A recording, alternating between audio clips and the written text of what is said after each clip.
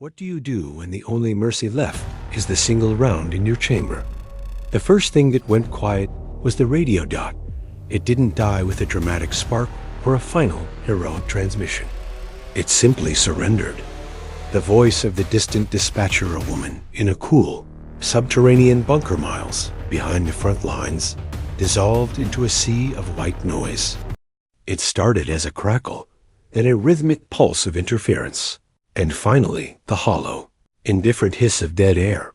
Corporal Hayes slammed the side of the plastic unit with the heel of his hand. The impact sent a dull throb through his bruised palm, but the radio remained silent. He tried again, his breath coming in short, jagged hitches. He was a man who lived by the signal. Without it, he was just a ghost in a green uniform. Calo 6, this is Hayes, he whispered, his voice cracking against the silence of the room. Do you copy? We are at Rally Point November, 3rd floor of the dental clinic. We have wounded. We are black on ammo. I need an extraction window. Please. Someone talk to me. Nothing. Only the sound of the wind whistling through the jagged rebar outside. Hayes let the handset dangle by its coiled cord. It swung back and forth like a pendulum, marking the seconds of a life that was rapidly running out of time. He looked up. Across the shattered remnants of the room, 4 pairs of eyes were pinned on him. They didn't ask if he had a signal. They saw the way his shoulders slumped. They saw the way he avoided their gaze. The silence was the confirmation they had all been dreading. They were alone. The building had been dead long before they arrived. It was a skeleton of concrete and rusted iron, its floors sagging under the weight of history and artillery fire.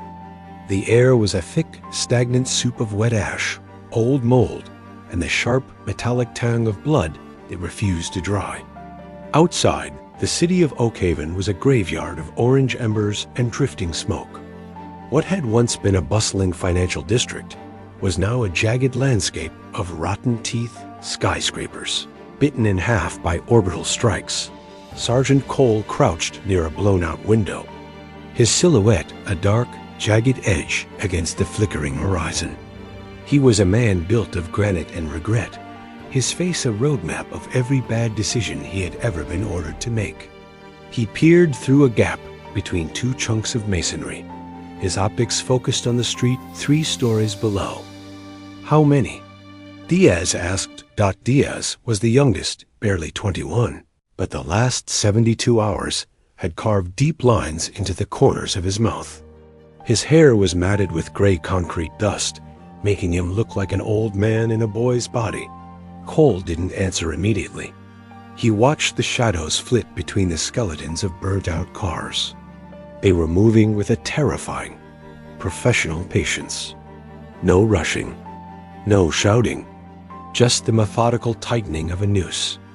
Enough, Cole said finally. That was the word that ended the hope. Enough meant the math of survival had finally reached 0.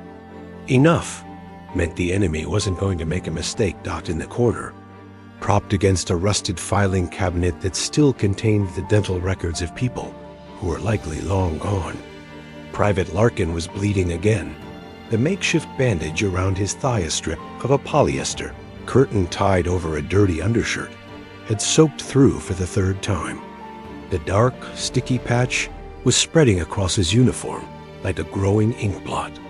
Every time Larkin breathed, a little more of his life leaked out onto the cracked linoleum floor. Hayes moved toward him, his knees popping in the silence. Let me see it, Larkin. I'm good, Larkin muttered, his teeth chattering despite the humid heat of the burning city. I said I'm good, Hayes. You're not, Hayes replied, reaching for the bandage. Larkin's hand shot out, grabbing Hayes's wrist. His grip was surprisingly strong, the desperate, primal strength of a man who knew that once he stopped fighting, he was finished. I said I'm fine. Just tell me when the birds are coming. I want to be ready to run when the ramp drops. I don't want to be the guy they have to carry. Hayes looked at the floor. He couldn't meet the boy's eyes. He thought about the letter Larkin had been writing 3 nights ago by the light of a red lens flashlight. It was to a girl named Elena. Hayes wondered if Elena knew that the man she loved was currently huddled in a ruin, pretending that his leg wasn't rotting off. They had started this mission with 12 men. They were a full squad, once men with jokes, gripes, and shared cigarettes. They had names and futures. Now they were a collection of parts. Cole was the eyes. Hayes was the ears. Miller was the hands. Diaz was the heart. And Larkin was the reminder of what happened when the luck ran out. "Ammo check," Cole said. His voice was like grinding stones. It was a standard order, a routine part of a soldier's life. But in this room, it felt like a funeral rite. No one moved at first. Then, one by one, the sounds of metal on metal filled the room. The lonely, hollow sounds of a dry army. Hayes pulled his magazine. It was light, a hollow piece of tin. He dropped it, and it clattered across the floor with a sound that felt like an insult. Empty. Diaz checked his rifle, thumbing the top of the magazine. 3 rounds, he whispered. Miller, sitting by the stairwell with his long-range rifle across his lap, didn't even look. He knew the weight of his weapon to the gram. Nothing. I'm dry. Used the last of it covering the retreat from the lobby. I've got a combat knife and a very bad attitude, Sarge. The room went deathly still as Sergeant Cole ejected the magazine from his sidearm. He stared at the brass casing of the 9mm round, caught in the dim light. It looked small, insignificant, a tiny piece of metal to answer for a lifetime of service. He slowly slid it back into the chamber. Click. The sound was as final as a heartbeat stopping. 1, Cole said.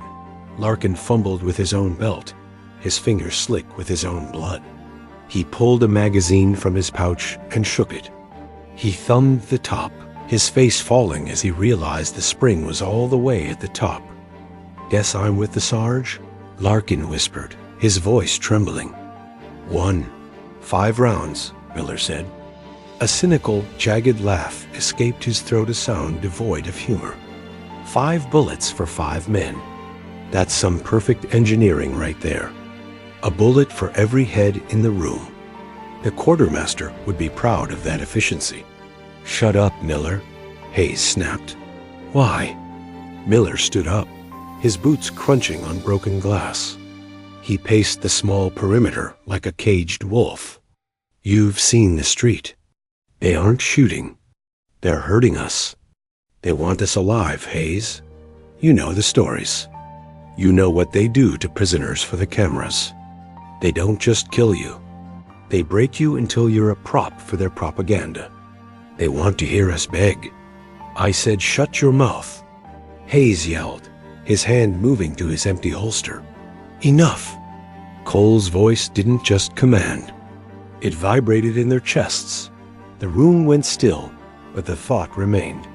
Capture, the word no one wanted to say. It was a haunting specter that lived in the back of every soldier's mind. The fear of losing the final thing a human being owns, the right to their own ending. Hayes leaned his head back against the cold concrete wall. He closed his eyes, and for a second, the smell of smoke was replaced by the smell of pine needles and motor oil. He was 12 years old again, sitting in his brother's garage. His older brother, Elias, had come back from the first wave of the resource wars with a jagged scar across his eyebrow and a silence that lived in his eyes. Elias had spent 4 months in a prisoner of war camp before the exchange happened. He never talked about what happened in the quiet rooms, but he had told Hayes one thing. Hayes, Elias had said, his voice low and steady, the military owns your body. The government owns your time. But your soul? You keep that under lock and key. Don't ever let them take the part of you that makes you you. Hayes opened his eyes. He looked at Cole, then at the single bullet in Larkin's hand. My brother used to say something, Hayes muttered, his voice sounding small in the vast ruin. He said, if you're ever in a situation where everything's taken from you, where every choice is gone, you make sure one thing isn't. Diaz looked at him, his eyes wide and dark. Yourself, he finished. The meaning landed with the force of a physical blow. The air in the room seemed to vanish. The last bullet was no longer a metaphor for their lack of supplies. It was a tool. A final, terrible mercy. No, Larkin whimpered. The shaking in his hands grew worse. No, we're not doing that. We're not talking about that. Sarge, tell him we're not doing that. Cole didn't speak. He stared at the floor, his mind 1,000 miles away. He was thinking about his wife, Sarah. He was thinking about the way she looked in the morning, her hair a messy halo of gold. He had promised her he'd come back. He'd made 1,000 promises in his life, to his country, to his men, to the flag, but this was the one that was going to break. He felt the weight of the pistol in his hand. Would Sarah rather have a husband in a cage, a broken man being used as a political pawn, or a memory that was still whole? If it comes down to it, Miller said, his voice dropping to a low, dangerous frequency, we decide. We don't let them take us. We don't give them that victory. We win by not letting them win. You don't get to decide that for me, Diaz snapped, standing up. Then who does? Miller fired back. You? You think you're going to fight off a platoon with 3 bullets and a bad attitude? We need a plan for the end. A clean plan. We don't wait for them to throw the gas. We don't wait for the handcuffs. A clean plan? Hayes asked, his voice rising in pitch. You're talking about murder, Miller. You're talking about looking your brother in the eye and pulling the trigger. I'm talking about mercy. Miller yelled, his face turning a dark, angry red. Look at Larkin. Look at him. He can't even walk. You want them to find him like this? You want to hear him scream through the wall while you're sitting in a cage across the hall? Is that what you want, Hayes? You want to be a coward and call it morality? I am not a coward.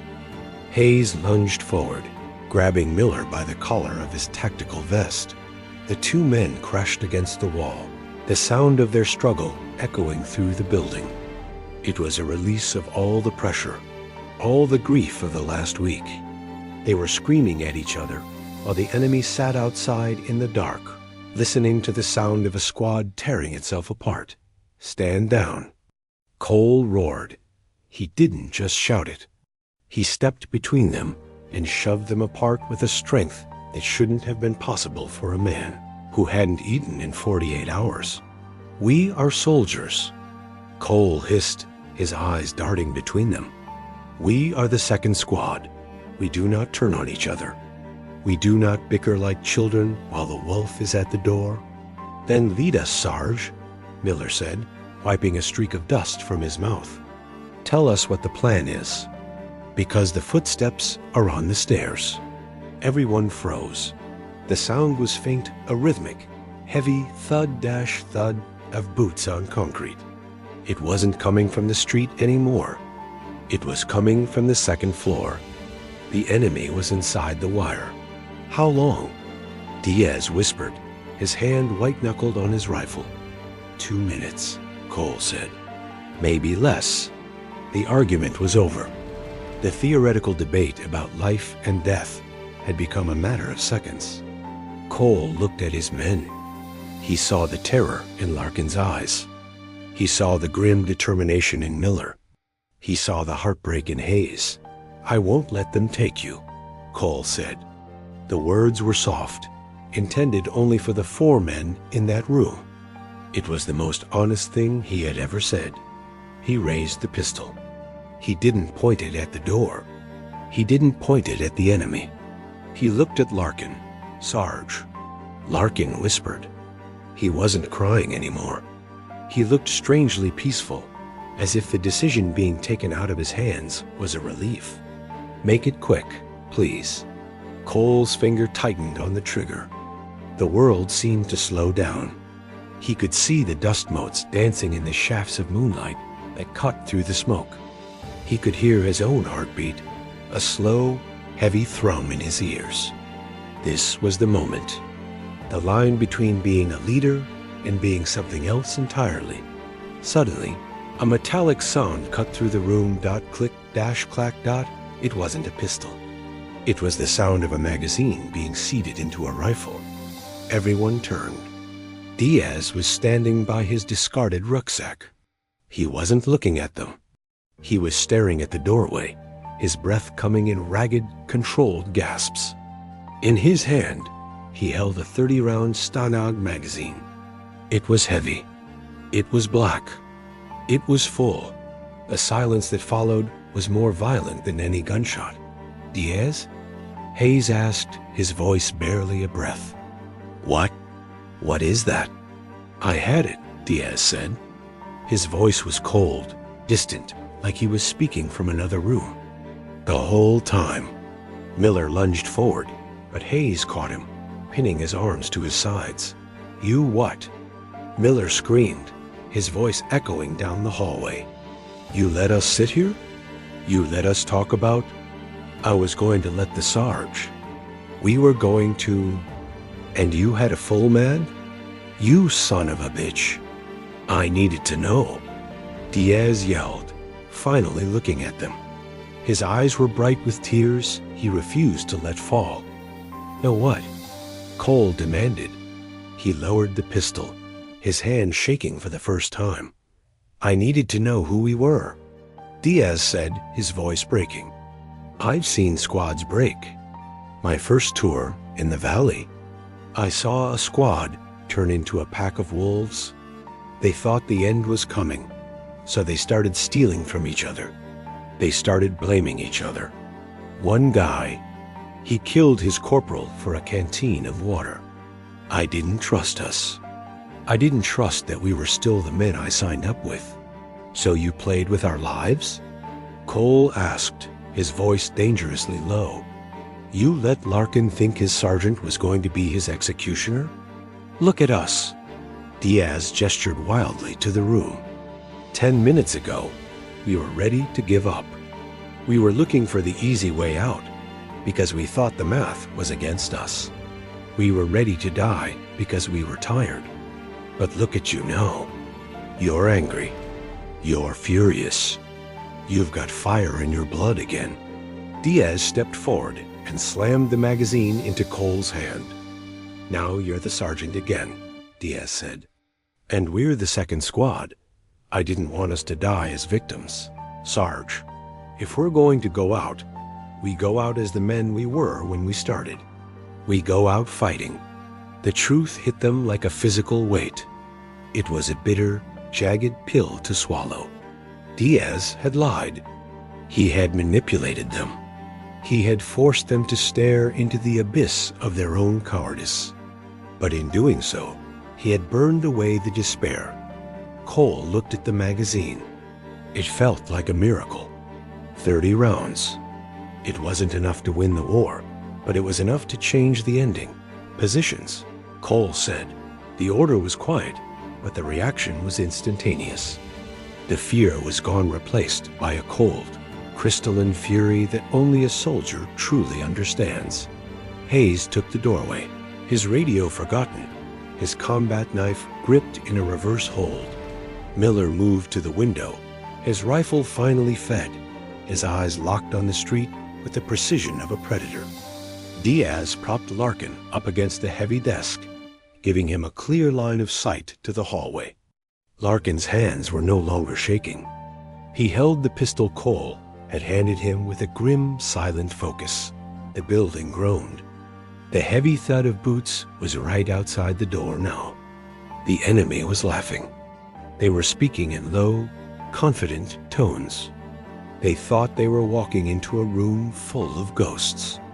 They thought they were coming to collect 5 broken men who had already surrendered in their hearts. Cole tightened his grip on the rifle. He felt the cold steel against his cheek.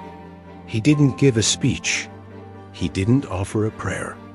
One last fight, he whispered. The door burst inward. A flashbang grenade bounced across the floor, hissing like a snake. Fire! Cole roared. The room exploded into a symphony of violence. The darkness was shredded by the strobe light flashes of muzzle flares. The air, already thick with dust, became a choking fog of cordite and sulfur.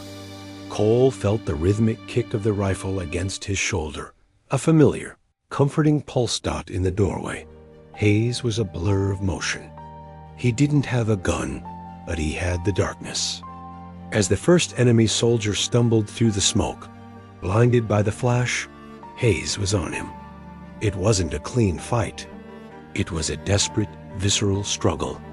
They went down in a tangle of limbs, but when Hayes stood back up, he was holding the enemy's submachine gun.